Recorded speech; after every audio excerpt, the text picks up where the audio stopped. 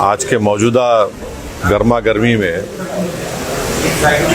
तमाम सियासी जमातें तारीख़ को भुला रही हैं और एक मंसूबाबंद तरीक़े से तारीख़ को मस्ख़ करके पेश कर रहे हैं। सच्चाई ये है कि 500 साल तक मुसलमान वहाँ पर उस मस्जिद में नमाज़ें अदा की और जब जीबी पंत वज़ीर आला या मुख्यमंत्री थे उस ज़माने में रात के अंधेरे में वहाँ पर मूर्तियाँ रखी गई। तो क़ानून ये कहता है 145 CRPC कि अगर मैं किसी के घर में जाकर कब्ज़ा कर लिया तो आप उसको बंद करके निकाल देते। वो नहीं किया जीबी पंत ने। फिर वहाँ एक उस ज़माने में एक डिस्ट्रिक्ट मजिस्ट्रेट होते थे, उनका नाम था नायर। नायर साहब ने मस्जिद को बंद कर दिया, मुसलमानों को आने से रोक दिया और फिर वही नायर साहब 1950s में जनसंघ के MP बने लोकसभा में। फिर ये सिलसिला चलता गया, मुसलमान तो महरूम हो गए इबादत से। 1986 में उस ज़माने में बग़ैर मुसलमानों को सुने एक 26 पेज का ऑर्डर कोर्ट ने दे दिया। उस ज़माने में कंप्यूटर नहीं था, 5-6 मिनट की सुनवाई में 26 पेज का ऑर्डर दे दिए। तो यानी पहले से टाइपशुदा ऑर्डर था। और जज साहब अपनी किताब में लिख रहे कि मैं ये फैसला इसलिए दिया क्योंकि मेरे को ऊपर से इशारा हुआ। और इशारा क्या हुआ? जज साहब अपनी किताब में लिख रहे कि मेरे घर की दीवार पर और कोर्ट की दीवार पर मैंने 2 दिन तक एक काले बंदर को बैठते हुए देखा। तो बूटा सिंह मस्जिद शिलान्यास कर दिए। फिर 6 दिसंबर को जो डिमोलिशन हुआ उसमें बीजेपी के पूरे लीडर, संघ परिवार के पूरे लीडर सुप्रीम कोर्ट को जाकर ये वादा किए कि हम बाबरी मस्जिद को हाथ नहीं लगाएंगे। वो डिमोलिशन हो गया। अब तक सुप्रीम कोर्ट वो कंटेम्प्ट पिटिशन हियर नहीं किया। फिर सुप्रीम कोर्ट में टाइटल सूट का जजमेंट आया और टाइटल सूट के जजमेंट में सुप्रीम कोर्ट ने कहा कि फेथ की बुनियाद पर हम वहाँ पर मंदिर के जो डिमांड कर उनको देंगे। तो हम मुसलमानों का झगड़ा जो ये था, ये टाइटल का झगड़ा था। हम वहाँ नहीं गए थे कि हमारे को यहाँ नहीं तो 5 एकड़ वहाँ दे दो। 5 एकड़ के लिए नहीं गए थे हम। तो ये फेथ की बुनियाद पर जब फैसला आया तो मैंने उस वक्त भी कहा, आज भी कह रहा हूँ कि वो जजमेंट के बाद ही बीजेपी और संघ परिवार के हौसले बहुत बुलंद हो गए। और मैंने जिस खदशे का इजहार किया था वो आज बदबख्ती से सच साबित हो रहा है। आज आप देख रहे हैं कि कई पुराने इश्यूज खुल रहे हैं। तो जैसा कि सुन ली, सुप्रीम कोर्ट का एक साबिका रिटायर्ड चीफ जस्टिस ने अंग्रेजी में कहा था कि supreme court is supreme but not infallible. तो आज हम वही देख रहे हैं। और अफसोस ये है कि कोई 6 दिसंबर की बात नहीं करता, कोई जीबी पंत की बात नहीं करता, कोई डिसेस की बात नहीं करता। और जब आप इन तमाम सियासी जमातों से पूछेंगे क्यों नहीं बात करें, तो बोलते अरे भूल जाओ ना भाई तुम लोग। मैं इन लोगों से पूछ रहा हूँ, तुम्हारी बाप की मौत को भूल सकते क्या? तुम तुम्हारी माँ की मौत को भूल सकते क्या? आप एक सिस्टमेटिक तरीके से इस मस्जिद को छीन लिए और कई इश्यूज पैदा हो गए। अब एक सिटिंग चीफ मिनिस्टर महाराष्ट्र का बोल रहा है कि हाजी मलंग दरगाह को मैं तब्दील कर दूंगा। सुनहरी मस्जिद दिल्ली का क्या किस्सा है बताइए आप। तो ये सब चीज़ें, ऊपर से मोदी ये चाहते हैं कि इससे मेजॉरिटी कम्युनिटी का वोट कंसोलिडेट हो जाए उनके लिए। और दूसरा उनका मकसद ये है कि भारत के मुसलमानों को उनकी हैसियत और उनका मुकाम दिखाना। वो तो बीजेपी तय कर चुकी है कि मार्जिनलाइज करना, पॉलिटिक्स से मुसलमान मार्जिनलाइज कर चुके हैं।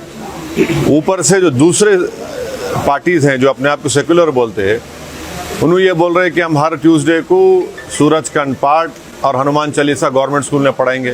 क्यों पढ़ाएंगे? गवर्नमेंट स्कूल तो गवर्नमेंट का है। गवर्नमेंट में पढ़ने वाले बच्चे हर मज़हब के मानने वाले थे, कोई मानता भी नहीं खुदा को। फिर ये सब जो चीज़ें हो रही है, ये क्या हो रहा है? इससे ये कोई सॉफ्ट हिंदुत्व नहीं है, ये एक्चुअल हिंदुत्व है। और फिर आज आप देख रहे कि सेंट्रल गवर्नमेंट ये बोल दिए कि 22 तारीख को आधे दिन की छुट्टी दे रहे। फिर क्यों बीजेपी रूल स्टेट्स मिलादुन्नबी के छुट्टी ख़त्म की है? एक दस्तूरी ओहदे पर एक शख्स फायज़ है, उन्होंने फ्राइडे के दिन लंच ब्रेक कम कर दिए। आज NCLT बोल रहा है कि 22 तारीख के दिन आधे दिन छुट्टी दे रहे। तो ये क्या हो रहा है? ये आप, इस मुल्क का कोई मजहब नहीं है, ये मुल्क का कोई मजहब नहीं है। ये मुल्क हर मजहब को मानता नहीं, खुदा को नहीं मानता। आप ये बीजेपी क्या कर रही है फिर? असद साहब, कहीं ना कहीं ऐसा लगता है कि ये अपनी सरकार होते हुए मनमर्जी कर रहे हैं। एक कानून में ऐसा कोई इख्तियारात है कि कोई प्रधानमंत्री इस तरह से अपनी मनमर्जी कर सकता है, कानून को तब्दील कर सकता है? ये अब चल रही है ना, अब चल रही है। नहीं, एज पर द लॉ की अगर हम बात करें, कानून में देखिए सच्चाई ये है कि जब पार्लियामेंट का इफ्तिताह हुआ था तो प्राइम मिनिस्टर को नहीं करना चाहिए था, स्पीकर को करना चाहिए था, क्योंकि स्पीकर कस्टोडियन होता है। मगर प्राइम मिनिस्टर ऐसा है ना, हर चीज़ में वही दिखना चाहते। फिर इनॉग्रेशन भी उन्होंने कर लिए, स्पीकर साहब नहीं थे, अब ये भी वही करने वाले हैं। तो हर चीज़ ऐसा हो रहा है कि एक डोमिनेंट एग्जीक्यूटिव की वजह से हमारे आइन में जो theory of separation of powers है वो कमज़ोर पड़ रही है। एक ड्राइवर्स का लॉ रिसेंटली अमित शाह ने जिस तरह से लागू किया था, एक ड्राइवर ने आपसे गुफ्तगू भी की थी ऑन कॉल, तो आपने बताया था कि आपने आवाज़ उठाई। तो ये चीज़ें जब आवाज़ उठती हैं तो ये एक मिसाल तक क्यों नहीं पहुँचती है? ऐसा है ना, अब तो आवाज़ उठाने वाले भी नहीं रह गए। तो चलिए, अब कम से कम आवाज़ तो उठ रही है, तनकीद तो हो रही है। और वो जो क़ानून पास किया गया था, फौजदारी के 3 नए क़ानून बनाए गए, उसमें जो एक्सीडेंट में जो लोग की मौत हो जाती उनको जुर्माना और सज़ा बढ़ा देना, मैंने पार्लियामेंट में कहा था कि ये क्रिमिनल जुरिस्प्रूडेंस के ख़िलाफ़ है ये, मगर इन्होंने कर दिया। बल्कि वो पूरे क़ानून का इतना गलत इस्तेमाल होगा, आप देखना मुसलमान दलितों पर, कि हर एक पर उस क़ानून को इस्तेमाल करके उनके सिविल लिबर्टीज़ को। बल्कि मैंने पार्लियामेंट में कहा था कि अगर आज महात्मा गांधी और भगत सिंह जिंदा होते, उस कानून को देख के बोलते ये रोलेट एक्ट है।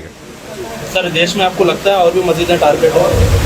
ये आप क्या देख रहे फिर? ये काशी, मथुरा, सुनहरी मस्जिद, टीले वाली मस्जिद, ये टाइटल सूट के जजमेंट आने के बाद इन तमाम के हौसले बढ़ गए। हम फेथ की बुनियाद पर हम ये सवाल उठा सकते हैं। एमआईएम उम्मीदवार किशनगंज और हैदराबाद, औरंगाबाद छोड़कर दूसरे जगह भी? हाँ, अभी अब देखेंगे, टाइम है ना, अभी टाइम के बाद। कुछ ही दिनों में MP इलेक्शन है, तैयारी गुलबर्गा कर्नाटक के लिए? अभी तो अस्पताल के इफ्तिताह करने के लिए मैं आया हूँ, तो अच्छा है, यहाँ पे जितने बीमार लोग हैं उनका इलाज होगा। अब सियासी जो इलाज करना है वो भी बहुत वक्त है उसके लिए। जिसकी तारीफ करे थे JDR साथ BJP के साथ अलायंस करे थे, वो 5 साल पुरानी बात कर रहे हैं आप ऐसे। ये अब दिल्ली में आम आदमी पार्टी क्या कर रही है? शिवसेना के बारे में क्यों सवाल नहीं करते आप लोग? आप लोगों देखिए, सेकुलर जरूर रही आप लोग, मगर एक आंख को बंद नहीं करना, दोनों आंख से देखना। अब शिवसेना क्या है? उद्धव ठाकरे को CM बनाने में मेरा और नासिर उस्ताद का तो हाथ नहीं है, ना अल्ताफ भाई का है। वही उद्धव ठाकरे असेंबली में खड़े होकर ये बोले कि हमारी पार्टी ने बाबरी मस्जिद को तोड़ा। सब बैठे हुए हैं क्योंकि मंत्री का पोस्ट मिल गया उनको। आज भी उन्होंने बोल रहे वो बात को, हम तोड़े बोल के। पर इतने बहादुर नहीं है लोग, बुज़दिल हैं लोग। जब ये बोल रहे हैं तो उनको जब क्रिमिनल केस चल रहा था जाके बोलना था कोर्ट के सामने, हम तोड़े, हम कबूल करते जुर्म को। ये कहीं ना कहीं उनकी आवाज़ बिठाते हैं ना, आवाज़ को दबा देते हैं अगर कोई आवाज़ उठाता है तो। वो मैं इनकी बात कर रहा हूँ, इन लोगों की बात कर रहा हूँ। तो ये चल रहा है। INDA भाजपा और BJP को टक्कर दे सकेगा? INDA को? हाँ, INDA भाजपा और इसको BJP को टक्कर दे सकेगा? देखिए, ये भारत की आवाम को आप अंडर एस्टिमेट मत करिए। जब भारत की आवाम इस बात को महसूस कर लेगी कि मैजिक शो चल रहा है और मैजिक शो में ना नौकरी मिल रही, ना महंगाई कम हो रही, ना चीन हमारी ज़मीन छोड़ के जा रहा। मैजिक शो में मैजिशियन क्या कर रहे?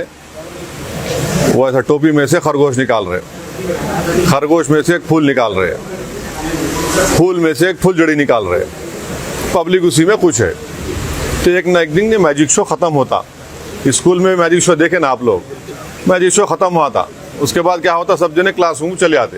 तो अभी मैजिक शो चल रहा। अच्छा साहब, चलते मियाँ भाई के लिए कुछ मैसेज अपने मियाँ भाइयों के लिए? नहीं भाई, आप लोग मस्जिदों को आबाद रखिए, क्योंकि कुरान में अल्लाह मुसलमानों से कह रहा है कि जो लोग अल्लाह पर और आखिरत पर ईमान रखते हैं वो मस्जिदों को आबाद रखें और किसी से नहीं डरना, मस्जिद को आबाद रखिए, आपका बहुत सा बड़ा काम हो जाएंगे इंशाअल्लाह।